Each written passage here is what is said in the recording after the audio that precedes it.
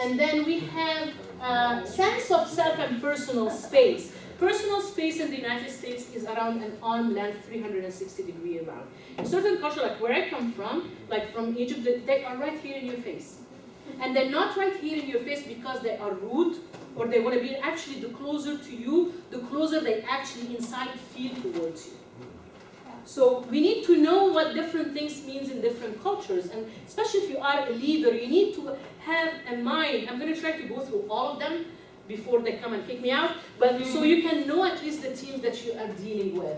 And then how people think about themselves, you know, are they have humility about themselves. Like for example, in the Latinos or the Hispanic and the Middle Eastern, when you call someone older, you have to actually call Mr. or Mrs. their last name, not their first name. Here in the United States, we just call first names, so that's a difference of respect and authority. And then the communication. A vacuum cleaner from Sweden, when they came to the United States, that was their commercial. Nothing sucks like an Electrolux. And they never thought that sucks is a bad word or whatever, you know. This hand gesture in Egypt means patient. In Italy, it means, what do you mean? And in Greece, it means that's delicious. Even this means different things to different people.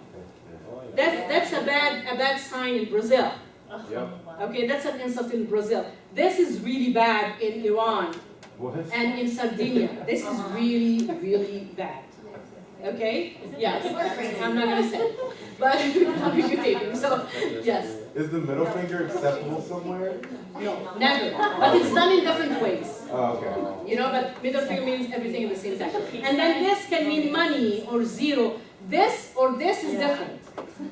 Okay? Because in certain European countries, this means peace, but this means something totally bad. Okay, that has to do with females. So it's just like that. So we need to be careful in the way we communicate body language.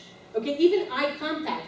You know, I come from, like here in the United States and in the Middle East, eye contact is like looking at each other. But Hispanic and Asian, they're humble cultures. So they will not maintain that eye contact out of respect.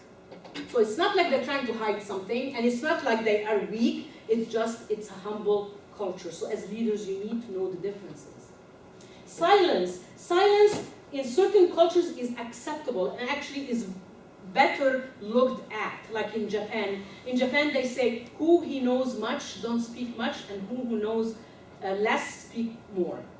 So silence for them is very comfortable. Here in the United States and in Egypt, for example, it's not comfortable. We feel those gaps because being silent is not comfortable. So, and then we have the dress and appearance. So you have, for example, part of the religious dress for Orthodox Jews and for Muslims are the headscarf for the women. There are certain face tattoos and adornments that are accepted in certain cultures, like in India.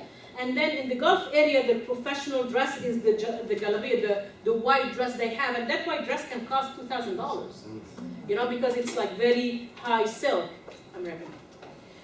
Very high silk, where here it's actually suits. And then the relationships. I want you to know that if you want to say a language, don't put flags. Because in the United States, there are so many languages that are spoken, so it doesn't mean anything. And then we have the religions, the values, and this, see this fragile?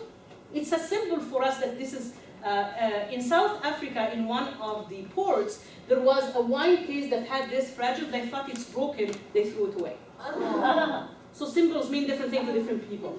This is the Nazi Holocaust sign, but in the Hindu religion, it's a peace and harmonious sign. Okay, and then number 4 in China and in Japan is a very bad number, like the 13 we have here, because it means, I cannot really say it properly, it's like che, and che means death. The white color means death in China and in Japan. In Egypt, it means innocence and purity. So coming to different cultures, you need to understand all that. The foods are different. Some people eat pork or don't eat pork. Some people eat beef or don't eat beef. In the Middle East, you have to eat with your right hand. Never use your left hand, because your left hand is the bad hand, as the devil hand, or you use it in the bathroom or whatever, so you don't use the left hand. You pass everything with your right hand. And then the gifts. Some people, like in Egypt, you don't open the gift in front of the people, so you won't embarrass them. But here in the United States, actually, you have to open the gift in front of people. So when you are a leader of different cultures, you have to put all that in mind. And then one-step process, there are cultures where you are my leader, you just tell me what you want me to do, I remember everything and I do it. But here we are more like, we want to give you abstract thinking. We want you to think about the project, come up with innovation, and that's why diversity is very important. And the last thing is work habits. How do we see promotion? Is it a title? Is it money? And it's also different with age. Like Gen X, give me vacation, don't give me time, because I want to have that balance between family and work. Intercultural competence is to accept people, not to judge people, and not to say something is bad or good. And I think I'm gonna... The power of words. When you talk, remember what I told you, ask people in a proper way, people to know how powerful words are. Yes. When you speak to someone, do not say no, and do not say but. There are always ways to say whatever you want to say in an affirmative, positive way that will bring people towards you. Remember, as leaders, remember that you have to have followers, and your followers are human beings. Remember the heart.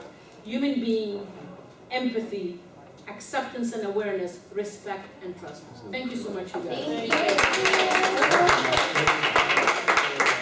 I want to give one more thank you to Ms. Sahar for her presentation.